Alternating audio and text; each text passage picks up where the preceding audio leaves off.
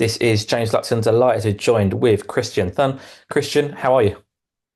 Hello, James. I'm very well. Thank you. How are you doing? Very good, thank you. Thanks for joining me today. I know it's a busy week for you. You've got a big My fight pleasure. coming up. Yeah.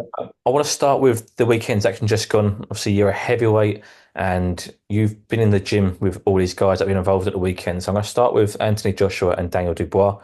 First question to you, Christian. Was it a shock? Yes and no. I mean, I was thinking that Joshua was going to win the fight, to be honest. But with boxing, if you have guys like Dubois fighting Joshua, the margin for error is so small. So, it's like really, like I thought it would have been like a 70-30 fight, but it never is a 70-30 fight. It's more like a 53-47 fight, something like this, you know what I mean? So, both fighters did good, I'd like to say, for different reasons. Joshua did really good because he got put down 3 times and not 4 times. He kept trying, kept coming back, and he nearly had to buy at the end, and he was carried away a little bit, put up from other range, did things which maybe not as conventional, which maybe he wouldn't have done if he would have been, clear-headed, fresh, and by the way, also not. I mean, he knew he was, down like massively, so he knew he had to do something that would really, change the fight. And Dubois did really well because Dubois knew that he had nothing to lose. It was an all to gain sort of fight for him. So he just came out really strong, and his jab was working from like the first 10 seconds onwards. He was landing the jab at will. And yeah, it was a good fight. And yes, it did surprise me. But after all, now kind of thinking back, of course, it's heavy boxing, but two such you know talented and strong guys fighting, so anything can happen, really. As I mentioned, you sparred both men. Just try to describe to me the power that they both possess. Well, they are both, I would say, probably some of the hardest punching heavyweights out there, especially with both hands in every punch. They're just really strong punches with both hands. Some heavyweights have got a good left hook, a good right hand, a good jab, whatever. They just have every punch which they have. For example, down to Wilder, a tremendous right hand, straight right hand. Whereas Joshua and Dubois, they've got tremendous everything in terms of punching power. So they are really two special, fighters, really. Special specimen of boxers. Would you personally, as a fan, like to see the rematch? Of course, yeah, yeah. I mean, I'd like to see Joshua for anybody, and now Dubois is a legitimate heavyweight champion of the world. So same with him. I would like to see Joshua fight Dubois again, and then I'd like to see the winner of Usyk against Tyson fight the winner of that fight. That kind of is what really makes sense, type of thing. But yeah, I mean, it's a good fight. I mean, this first fight, I mean, I guess Dubois won every round, like decisively. But as you saw, just before Joshua got knocked out, he was about to knock out Dubois. So it's really it's a coin toss every time that you get these two guys in the ring. You mentioned about, those two facing each other again in a rematch and then going on to face the winner of Usyk Fury. Obviously, Tyson Fury and Anthony Joshua is the fight that all British fans have wanted to see for a long time now. If AJ doesn't rematch Dubois, is the Tyson Fury fight unreachable now for Anthony Joshua?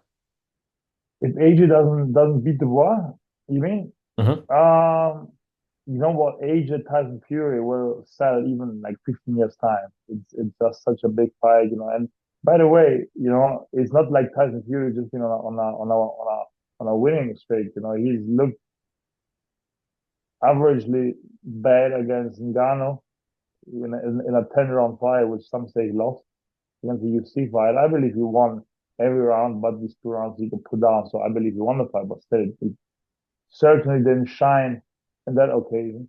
And then, against Usyk, he, in my opinion, was doing really well in the first couple of rounds, but then, things just turned sour. and things just didn't work out at the end. But he also got wobbled heavily, and it was a difficult fight for him, a difficult fight. So he's not really been on a winning streak either. So I would assume if Tyson would be what's his name Usyk, he should go on and fight Dubois for sure. That's just better. Just be the maybe not even the biggest fight to be honest, but it would be the fight that makes the most sense. Whereas if Tyson Fury goes on to lose against Usyk, the Joshua Tyson Fury fight would probably be bigger than the Tyson Fury against the Dubois fight for all the marbles. Really. So he's really like they are all in a pretty good in terms of big fights. They're all in a pretty good position. They still have plenty of big. Probably have the biggest fight still left in them. The biggest fight is still ahead of them. I mean, the Joshua Tyson Fury fight, even if both men go on to lose their next fight, by the way, they're both going to rematch the same guy. It's not like they lose against another. That fight would still fill up Wembley any day of the week, and it'll probably put in like another 98,000 people. Not probably for sure, but so whatever happens thereafter, that's then a different story. But I think until then, they're very well. They are still in very very good position. If Tyson Fury beats Alexander Usyk and he then goes on to face Dubois for all the marbles, as you say, they say styles make fights. Who wins that fight with Fury and Dubois? I mean, I would put if you ask me who would win Tyson Fury against anybody, I'd always say Tyson Fury. I just think that even in the Usyk fight, we've seen shades of Tyson Fury was boxing a movie, and in my opinion, he was making it look easy. I had Tyson Fury up until the point he got hurt. In my opinion, he won nearly every round. Maybe the first one could have been whatever Usyk's round, but maybe the second one I don't really remember exactly either. But in my opinion, he made the fight look easy. Like you said, he felt like he was sparring like these local, like the local guys on the amateur boxing club just for a laugh. That's how he looked like. That's how it felt like to me. Also, I thought going into the fight, I was saying Tyson Fury would win every round. I thought he would win 11 out of 12 rounds, or maybe even 12 out of 12. This was my thing. And going into that round 6, 7, whatever it was, I was thinking, damn, my prediction is probably going to be right. He's going to win the whole fight like that. But then Usyk proved to once again be, a very special, very, very special fighter and, being patient and really, being really fit as well and, keeping up the right amount of pressure and really setting himself. And, he landed like this shot in, I think, around 6, which looked like somehow it did something to Tyson Fury's nose or jaw. He kept like touching it. The whole thing kind of changed. And then he got hit, and then obviously we all remember he got, he was nearly knocked out. And but still, fair play to first of all Usyk for even managing to do that to a much bigger man in Tyson. But also then, massive credit to Tyson for actually weathering that storm and coming back and arguably still winning some. I mean, actually, even on paper, still winning some of the rounds. So once again, amazing fight, and I'm looking forward to the rematch. And yeah, yeah, Obviously, you've mentioned there you'd back Tyson Fury to beat anybody. You clearly rate him very highly, and I don't think anybody can argue he is not out. Well, he's definitely the top two heavyweights yeah, in the world right now, for for sure. sure. You sparred with him, you spent rounds with him. What was that like for you to learn? I've said this before. Tyson Fury is like he's not a one-trick pony. He's like a three-trick pony. Actually.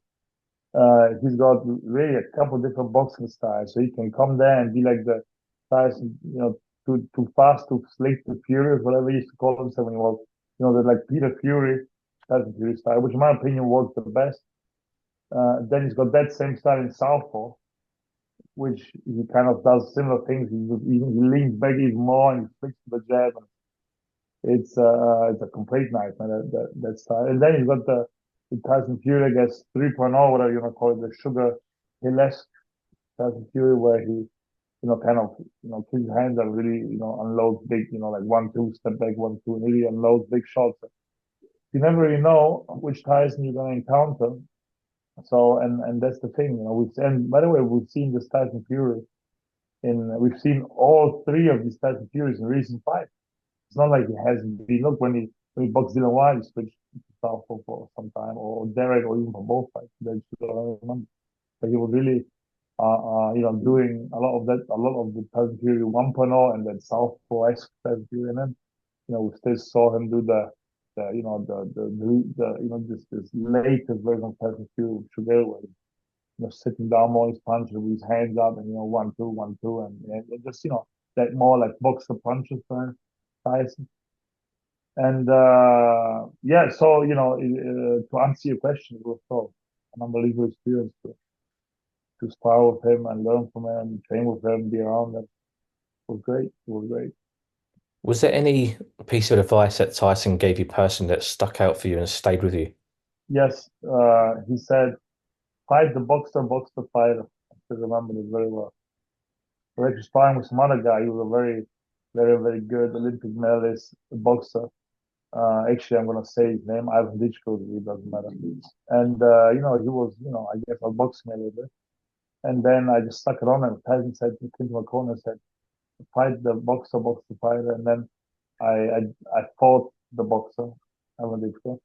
And yeah, I like the whole thing turned. I was better than him, and I got the better of him, I should say. So this was definitely a thing that I'll always remember. Do you think your time with sparring Tyson and especially Tyson Fury version one, you mentioned there that the Peter Fury trained fighter and his style will help you in your upcoming fight because you're facing Hughie Fury? Yes and no. There's so many other guys that I've sparred that have also had that. I guess much skills. No, I mean for sure it'll help. It's not gonna like not help. Whether it's gonna have a massive impact on me, probably not. But it will for sure help. To put a number to it, it maybe help me like I don't know, like 20% or something like that. So it'll for sure help. Do you But think, it's also not. It's also like if I wouldn't have fought Tyson, it would have been the same thing. So it's not like So it definitely helps, but it's not like a crucial strategic advantage or whatever. It's they're still two very different animals. I mean, they are somewhat similar as well, but they are different too. So yeah, absolutely. Talk to me about Hughie. What do you think of Hughie? Do you rate him as a fighter? He's had a bit of a stop-start. absolutely. No, no, absolutely. I rate him a lot actually. When I was looking for a fight in the UK, I didn't even think of him because he's been out the ring for a while. I didn't really know what was happening, and he was arguably the best out of all these guys that was. So I rate him really high. He had what 30 of pro fights. He's he's arguably beat to the target for a world title. I mean, listen, he may not have kind of been out there recent years because he had these issues in his fingers and whatnot. But he's like up there with top boys with it. He really is. So I really rate him a lot, and it's definitely going to be I mean, by far my most difficult opponent. But as I said before, I don't shy away from any opportunities. I see it as a big opportunity for myself, my career. And once again, we all bleed the same. We all sweat the same. We're all at the end of the day when it comes heart to heart, we're all the same. And it's just another fight, it's another boxer. As the old saying goes, the best plans go to hell on the battlefield. So we can all have a plan, and we're gonna do this and that, left and right, and once they in round three, four, and bombs start coming both ways, it's look, you can see that the Joshua Dubois fight, everybody was thinking it's the 80-20, 70-30 fight. It's never like that. It's more like a 53-47 type of fight when you have two guys on it. So he's definitely the favorite. I do agree with you, but I think I've never been able to show my true colors in the ring, and I've had my fair share of setbacks and bad luck, and by the way, personal mistakes that I've had. So I think we both have somewhat to redeem ourselves. We both are eager to impress and eager to do well. I love in your answer there, you said that this is your hardest fight. He was the best option for you in the UK. and it shows a lot about your mindset and mentality. You want to prove yourself against the best available. Just talk to me about, Yeah, why you took this fight. You mentioned he's the best there, but it's also your hardest fight. You've already had a setback in your career. You mentioned that you've had one loss on your record already. Why take this fight now in your career? yeah, Only 10 fights in, it's, somebody with a lot more yeah, experience in yeah. the potential No, no, this fight. you know what, James? Let me stop you right there 'cause I've got the answer. I really don't really like need to box. I could do something else really, and I don't want to box against. I always say Joe Bloke from suburbia in Bosnia or anybody like this. I just want to have. I want to be in good fight. Otherwise, if I wouldn't do that, I'd have another. I'd do something else. I'd pay me well, and have a good life. The life of a boxer is actually quite hard. You're training and you're often away from home, which is not a problem. But still, you have to do a lot of things which you have to get out of your comfort zone a lot in training and sparring, and fighting. It's things that other people may not really have to deal with all the time. So if I'm going to fight somebody, I want it to be like good fights, proper fights, and just fights that give me some motivation, adrenaline, something to look out for, and that possibility to, yeah, what if you win? Then you're gonna have really go on ahead like massively, not just take over. I'm repeating it right now. I am retired from fighting warm up fights and journeymans and all this thing. I'm officially retired for that from that activity. I'm only here to fight. By the way, and people are going to say, oh yeah, because he pays. No, he didn't. This fight paid less than any of my recent fights. But I don't want to get into details now. But oh my God, pay. No, it's an opportunity. That's what it is, and that's what we're here for. And may the best man win. It's nothing but for me, it's nothing but a fight. It's strictly business, strictly 100% business. I've got nothing but really respect for the Furies. I've been a massive fan of. I mean, I'm gonna say Peter. I'm not fighting Peter, but I've been looking up to Peter for a long time. For me, it's all just get in there and really put on, really test myself. And I'm fighting myself here, and then fighting Fury. It's a fight against myself. Whoever has a point. So it's once again really exciting, and it's probably the first time that I've really been excited for a fight, and I'm really telling you, above apart from my Podegi, which was actually a guy from suburban Boston, or actually was from suburban fucking Georgia, some other country. And your pro debut was in Monaco. It was all a bit, like all a bit exciting. But now I'm truly excited for this fight. I'm, switched on everything else. I really don't care. So once again, I'm retired from fighting bums. I'm only active for. And by the way, this also I have to be Hughie also credit because let me be honest with you, I have never ever gotten any offer to fight any of the other guys. None. Never have been called to fight anybody from. I'm just gonna like you can name any prospect, any contender now, back then, whatever. Never had anybody called me out. Never. And Huey wanted this fight. He had other options, and he said, "No, I want to fight this guy." So also credit to him for actually getting out of his comfort zone and doing things, not because he could have fought some guy from suburban Bosnia. Yeah, it's a comeback fight, whatever. Nobody would have given it.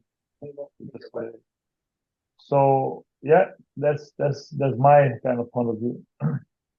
You mentioned a moment ago about the sacrifices you make as a fighter and as a boxer, and the things you put yourself and your body through, I suppose physically and mentally as well. Just talk to me about the flip side. So why you do that, but talk to me about the emotion and the pride you get in victory. Of course, when I think boxing, like once you experience to get your hand raised, it's hard to really replicate the feeling. You're always chasing that high, if I may say.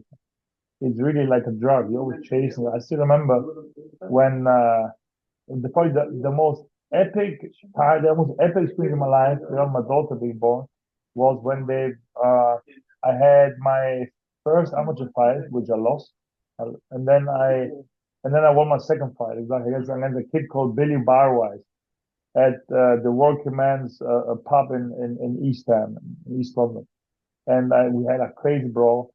and he caught me with a big right hand, and I kind of wobbled, didn't give me a count, and I came back with my own very big left hook right after. Yeah, incredible brawl, 16 years old, 15-year old kid, like they're big fat kids basically, super heavyweight.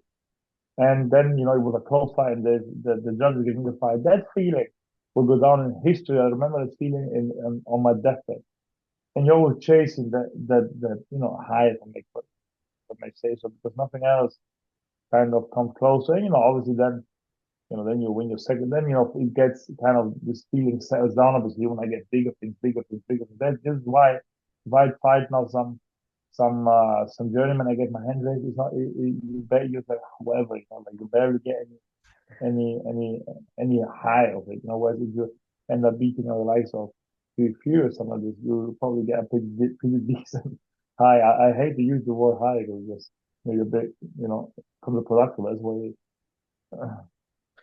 Talked about what's next. Obviously, you mentioned Hughie Fury. So it brings big opportunity. You beat Hughie Fury, and the doors will open for you. And as I mentioned, you're only 10 fights in currently. 11th fight, you beat Hughie Fury. How obviously every ambition of a fighter is to become a world champion. For Yeah. you, how long before we see you mixing it at the highest level? Yeah, you know what? Look, as of now, my only focus is Fury Fury, but as I said earlier, like anybody, win, lose or draw, I'm retired from warm-up fights and anything as such. I only want good fights. I like and honestly, my dream fight would be I know it may sound a bit far-fetched, but my dream fight would be against Bakole in Congo, by the way, on a Riyadh season organized card. He deserves a big fight at home in his own country, or against Zhang in somewhere in China, in Shanghai, or whatever. He's also been an incredible asset to the sport. He's won the silver medal in 2008 Olympics. He was a 2012 Olympian. He's done incredibly well, especially recently as a pro. And he deserves. He's very what he's like 40 odd years old. He deserves to have a homecoming fight. So like, the one I'll have it against another 6 foot naive, probably or 6 foot eight, very big. One I'll have it against me, and it'll be probably the biggest and heaviest fight in heavyweight history. Or it would kind of combine our heights, and it'll be a very interesting fight. So these two things are the really things that inspire me and motivate me. I wanna leave that I wanna get out there and have those adventures on the coast. I wanna go out there and really do something special.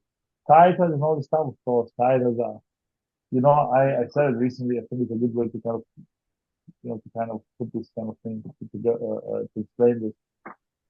I like cars, for example, right? Oh, can you see me still? Yep. So I like cars, for example, right? And for example, like a big fight is, for example, like a Ferrari or like a Porsche, whatever car you like, right? And the title is just like the spoiler on top. It's like an add-on, whatever. For me, it's all about the big fight. Titles are all good and nice and whatnot, but I really want to go out there and have really, like if you tell me, would you rather fight Bakole in Congo in front of 100,000 Congolese, or would you rather fight for a belt, somebody else or whatever? I'd go fight Bakole. Just because it's a more exciting thing, is a more, it's just, you know. What's that like, that thrill? You mentioned that the first time really in a long time you got excited to fight is this Hughie Fury fight. Obviously, you're fighting away, not quite in Hughie's home, but in England, in his home country. And you mentioned there Bakole in Congo, Zhang in China. You want to go into the lion's den. What is that buzz Definitely. like? You know what?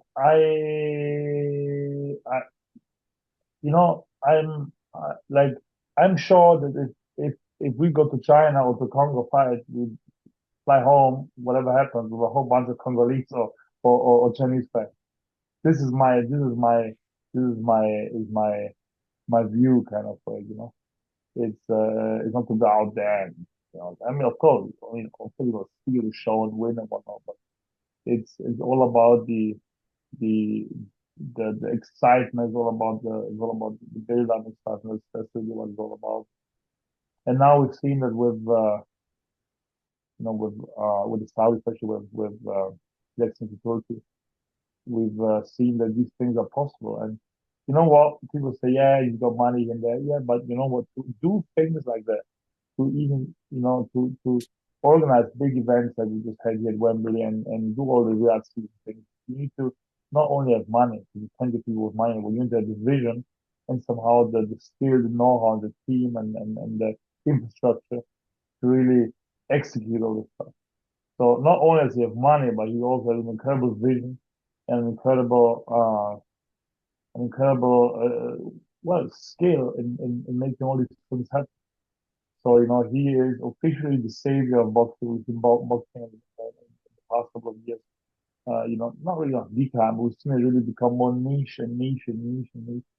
And he's kind of bringing it back now to mainstream. And he's not done, by the way, with sport. I really think that he's just at the beginning. I think we're going to see not only bigger fights, but I think we're going to see a cleaned up sport where there's going to be certain ballots and certain rankings and certain everything's going to be way more transparent and way more, structured and organized so that the casual fan can straight away understand what's going on, what's happening. Otherwise, it becomes very, very, very niche and becomes very difficult to make all these things organized. Yeah, absolutely. Well, Christian, I'll leave it there. Thank you very much for your time and all the best of luck for the fight this weekend. I'll be watching and tuning in. My pleasure. Thank you for having me, and yeah, we'll see you Saturday. Yeah, or Friday. Yeah. Absolutely. All Thank right. you very Thank you much. so much. Take care. Thank See you, you Christian. again. Bye. Bye.